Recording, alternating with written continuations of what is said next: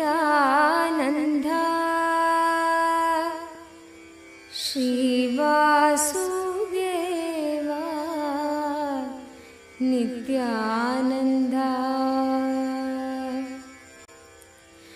Madhusudana Hare Madhava Madhusudana Hare Madhava Madhusudana Hare Madhava Madhusudana Hare Madhava Shri Vasudeva Nithyananda Shri Vasudeva Nithyananda Shri Vasudeva Nithyananda Shri Vasudeva Nithyananda Shri Vasudeva Nithyananda Shri Vasudeva Nithyananda Shri Vasudeva Nithyananda Shri Vasudeva Nithyananda Madhusudana Hare Madhava Madhusudana Hare Madhava Shri Vasudeva Nithyananda.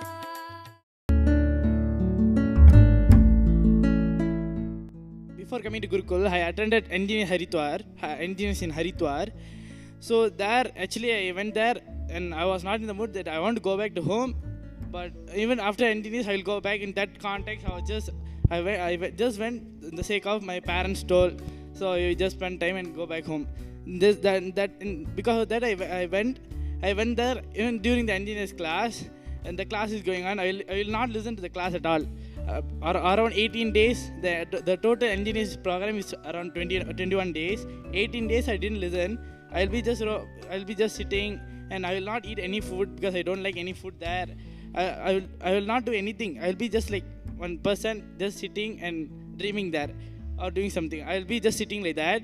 So after 18 days, I really there's some click after the satsang when Swami spoke and all the 18 days darshan which Swamiji gave. Some click came on me. Just I will try to listen to the class. Once the last 3 days I listened to the class. Only after 18 days, the past 3 days I listened to the class. Just in 3 days, when I listened to the class authentically, I was able to get the right context for me to what is life. I was just thinking life is just I will just go enjoy, and my life is just Maya. I'll just in Maya. I don't think that I am part of spirituality. I'll just be roaming around there and there. But after the engineers, when I listened only for 3 days, I got the right context, and because that context which I got only, I was able to come to Gurukul itself. Even if you have no context, even if you have no listening, somehow if you make it to inner awakening for kids or inner awakening for adults, then naturally that will set the right context and get you the right listening also. There'll be a sage, okay? So when he was walking, there'll be a man sleeping under the tree, okay? At that time, what happens is, when you're sleeping, there'll be a snake which enters his mouth. Knowing this, the sage actually goes, takes the mud from the ground, takes the rotten apple which is there on the ground, he stuffs inside that man's mouth. But the man doesn't understand what he is doing. He'll start cursing that sage and what he is doing. He'll be pushing and like throwing his anger without knowing what the sage is doing. But finally, when all the mud, everything went into his stomach, and when he vomited, including the snake came out, then he understood what he actually did, from which context he did. So I think that whatever action you are doing, it depends upon the right context, which brings you karma zero, is what I feel. What I feel is yes, because Swamiji told the essence of this Upanishads is just deciding for life. And Swamiji also told in the Upanishad, they clearly declare, not only in the future or in the present you will be complete, even the past you are always complete. Unlike the Yoga Sutras and the other sutras, only the Upanishads can declare that even in your past you are always complete. So by living that always saying to life, always saying yes to life, you can complete your past also. Nithyananda, we welcome you to yet another episode of Vakyartha Sadas by the sons and the disciples of Swami Paramahamsa Nithyananda. Today's topic for discussion is saying yes to life. Existence always gives you what you want. See, even though we have seen the Master doing the miracles so many times to so many people, still unconsciously we verbalize, and the inner chatter takes you to a certain level, and unconsciously we speak something different, and that is what we need to catch. I have a personal experience that I want to share. This was during the Himalayas trip, and I have been having classes for a long time since then, when I met him, for a long time, over 1.5 decades at that time, 15 years. So I'm a habitual user of glasses, and Rishikesh, we had this snan, Ganga snan, first thing that we do, and was playing around, and I lost my glasses in the Ganga.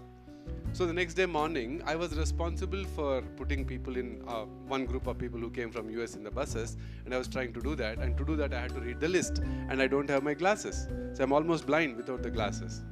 I was trying to read the list. We were sitting in that ashram in Rishikesh, and we were having breakfast, and I was at the far end of the courtyard, and Swamiji was playfully, like he indulges himself, he was serving breakfast to people. He was serving some upma or something with a ladle, and he saw me at a distance at the other end of the courtyard doing, trying to read and doing. He said, "Hey, what are you doing? What is that?" Then I said, "Swami, I lost my glasses, I am not able to read, please do something." Then he said, "Come here." I went near, and he took the ladle he was serving the upma with and gave one bonk on my head. And then tada, then I was able to read after that. The list was, I said, "Thank you, Swamiji." And I saw the list I was able to read. Not only that list, but also I'm not so good at reading the Devanagari Lipi. There you get the Hindi newspaper. During the next 6 hours of the bus journey, I did my complete business of allocating, helping people and all that. That work is done. After that, I was even able to read the newspaper so well. I'm not very familiar with the Hindi Lipi, the Devanagari Lipi, but I'm able to do it. All that went on well. Then we went to one place, the next place, Srinagar or one place we went. As soon as we reached that place, I got a thought, oh, I can buy a new pair of glasses here. The moment I thought I can buy a new pair of glasses, I was not able to read again. Just it disappeared. Again, when I went to the doctor again, the sight was so and so. He quickly measured it and did it. It's a miracle in getting it done very quickly. Uttarkashi, actually. But that 6-hour period was a miracle period for me. Very clearly, when I asked for help, I got it. And then when I cognized, okay, I need glasses, I got the need for the glasses. So, near to Swamiji, whatever you want gets accentuated. That just happens, like we were discussing the other day, many more times, multi times. So the power of the blessing and initiation is just very strong. We just need to ask the right things and verbalize the right things inside, deep inside. That's what I feel. And then the power can immediately be seen. The physical illness brings you to a mental state where you feel it's going to be there with you forever. Even though it may be a slight pain, stomach pain, headache, the physical pain always brings you to a state where it says, oh my God, what if I never get healed of it? Always that thought comes up. And I think that is where we kind of start, especially if it's going to be a pain where you really suffer so much, like arthritis, right? Because the impact of it on us is more. The impact of that thought on it is also more. What if I never get healed of it? So we start thinking in cycles of, oh, what if I never get healed? Will it get worse day by day? Will I not be able to move? Will I start depending on somebody? That thought current kind of pulls us into that. We get pulled into the thought current before even we realize that we are going in that path. So I think whenever there is a physical pain, this current has higher existence in our inner space. That is why more and more we get sucked into it, which is when we really need to come out complete. As Tejaswami said, completion is the solution at that time, to say be very conscious and aware and not to give priority to that thought current.